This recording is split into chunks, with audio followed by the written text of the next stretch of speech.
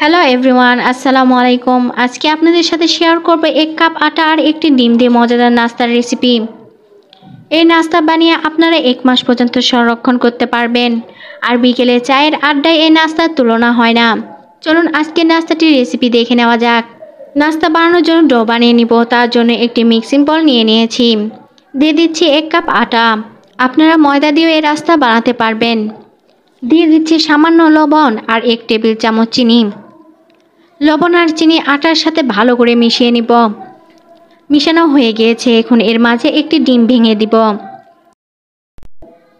ডিম দেওয়ার পর দিয়ে দিচ্ছি 1.5 টেবিল চামচ সয়াবিন তেল।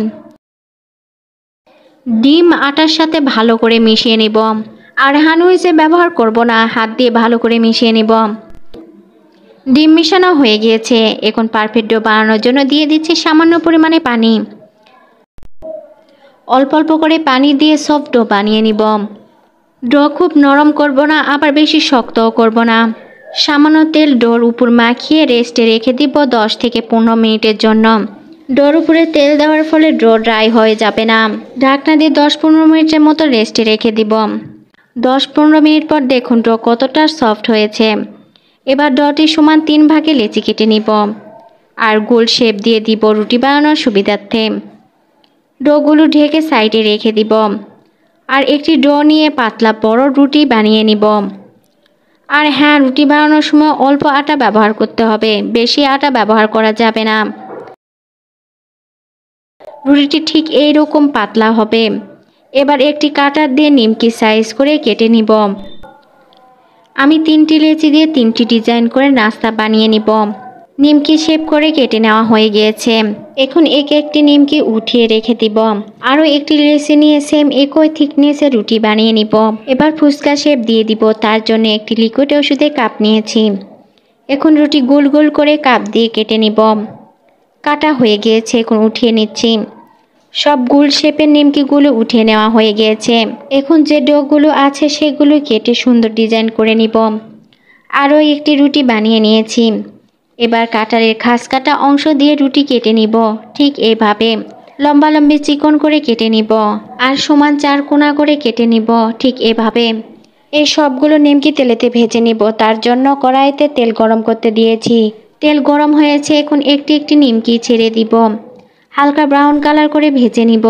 ভাজার শুরুতে চুলার ফ্লেম মিডিয়ামে রেখেছিলাম।